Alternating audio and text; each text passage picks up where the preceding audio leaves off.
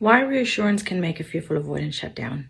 Hi, I'm Mandy Bonds, and I have fearful avoidant women who lost themselves in toxic relationship regain their self-worth so they can finally find secure love. So reassurance for a fearful avoidant only works if it matches the behavior.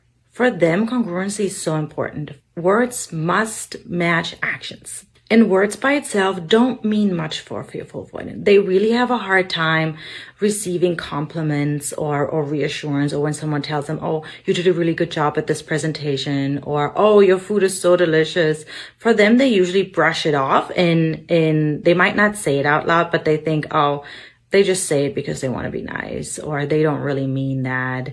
So they don't really receive compliments well. They only receive them well if it matches their actions. For example, if you say their food is delicious and then you really take more and eat more, then they will probably believe you. But just by your words, they might just brush it off and don't take the compliment.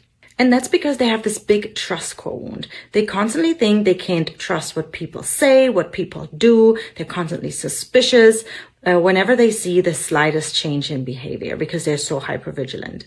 So no matter how many words you use, it won't do anything for a fearful avoidant. Actions mean more than words for a fearful avoidant. They usually say words are empty.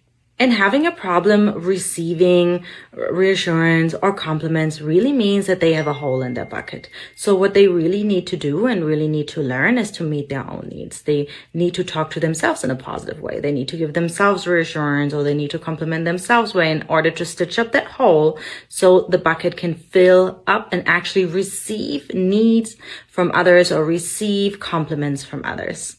If you would like to learn more about a fearful avoidant, then sign up for my weekly newsletter in the link in my bio.